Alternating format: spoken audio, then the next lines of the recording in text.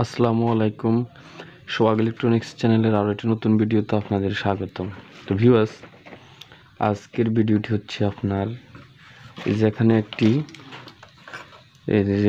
একটি 2.2 ohms register দেখতে পাচ্ছেন। তো এই 2.2 ohms রেজিস্টারটি বারবার কেন কাটে?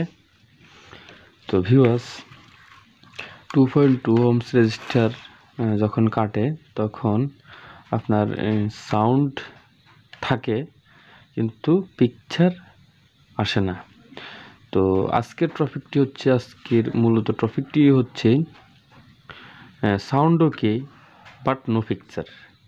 তো ভিউয়ার্স, আপনারা যারা ভিডিওটি শেষ পর্যন্ত দেখবেন তারাই কিন্তু এই প্রবলেমটি হলে সলভ করতে পারবেন।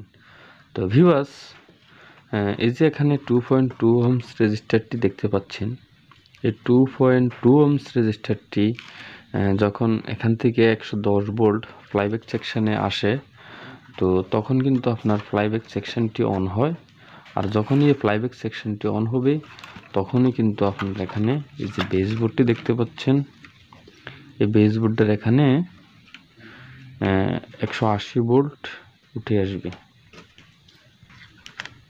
তো ভিউয়ার্স, যখন এখানে 80 ভোল্ট আসবে, 180 ভোল্ট, তো এখানে তিনটি ক্যাথোডে ভোল্টেজ যাবে, রেড, গ্রিন এবং ব্লু, এবং এখানে আরও একটি ভোল্টেজ আসবে, এটি হচ্ছে হিটার ভোল্টেজ এই ফ্লাইব্যাকটি অন হলে।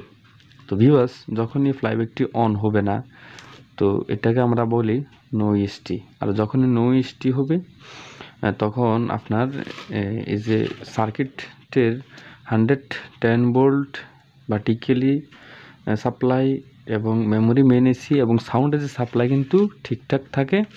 আর যখন আপনি এখানে ডিসের লাইন দেন এই যে চ্যানেলে, এখানে যে চ্যানেলটি ছিল চ্যানেলে, তখন এই ডিসি লাইনের চ্যানেল থেকে সাউন্ড সেকশন ওকে থাকার কারণে কিন্তু আপনার সাউন্ডটি হয়। তো ভিউয়ার্স, এখন মূল কথা হচ্ছে ইএসটি সাপ্লাইতে যে আপনাদের আমি দেখাচ্ছি, এখন মূল কথা হচ্ছে আপনার ইএসটি সেকশনটি সচল রাখার জন্য আপনার কি কি লাগবে।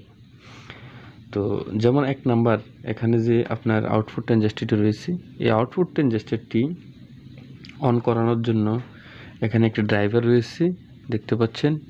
এই ড্রাইভারটিতে কিন্তু ভোল্টেজটি আসতে হবে। তো এটি যখন আসবে তখন কিন্তু আপনার এখানে ইএসটি সাপ্লাইটি আউট হবে, এবং আপনার ইএসটিটিও কিন্তু ভালো থাকতে হবে। তো যখন আপনার এই ইএসটিটি ভালো থাকে তখন অনেক সময় যে এখানে আউটপুটটি দেখতে পাচ্ছেন, এই আউটপুটটি যদি কেটে যায়, আর যদি আউটপুটটি কেটে যায় তাহলে কিন্তু আপনার ইএসটি ভোল্টেজ আসলেও আপনার সার্কিটটি অন হবে, সাউন্ড হবে, কিন্তু পিকচার আসবে না।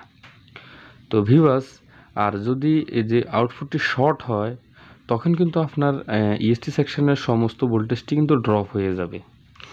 তো যখন ড্রপ হয়ে যাবে তখন কিন্তু আপনার এখানে 2.2 ohms রেজিস্টারটি এটা কিন্তু কেটে যাবে। আর যখন এটি কেটে যাবে তখন কিন্তু আপনার এখানে সাউন্ড সেকশনে ভোল্টেজ ওকে থাকার কারণে এবং মেমোরি সেকশন এবং মেনেসিতে ভোল্টেজ ঠিকঠাক থাকার কারণে আপনার এখান থেকে চ্যানেল বক্সে যখন আপনি ডিসেল লাইন ঢুকাবেন অথবা টিভিটি স্টার্ট করবেন তখন কিন্তু আপনার সাউন্ড ওকে থাকবে। তো সাউন্ড ওকে থাকলে ছবি কিন্তু আপনি দেখতে পারবেন না। তো সেই জন্য আপনার এখানে ইএসটি সেকশনে এখান থেকে ড্রাইভার হতে আউটপুট সেকশন ওকে থাকতে হবে। তো এটা ওকে থাকার পর আপনার এই যে বেসবোর্ড দেখতে পাচ্ছেন, এখানে এই বেসবোর্ডে ভোল্টেজগুলো আসবে। আর এই বেসবোর্ডে ভোল্টেজগুলো আসলেই কিন্তু একমাত্র আপনি পিকচার দেখতে পারবেন।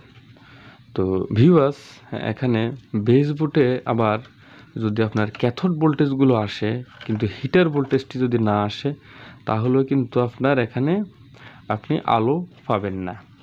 তো ভিউয়ার্স, হিটার ভোল্টেজটির জন্য আপনি ফ্লাইব্যাকের 3 নাম্বার প্রিন্ট, এখান থেকে 180 ভোল্ট আউট হয়, এরপরে এবিএল, এরপর হচ্ছে হিটার ভোল্টেজ। এই ফ্লাইব্যাকের এখান থেকে একটি ভোল্টেজ আউট হয়, এই ভোল্টেজটি এখানে একটি রেজিস্টার থাকে, দেখতে পাচ্ছেন এই যে এই রেজিস্টারটিও আপনাকে চেক করে নিতে হবে, এটিও ভালো থাকতে হবে।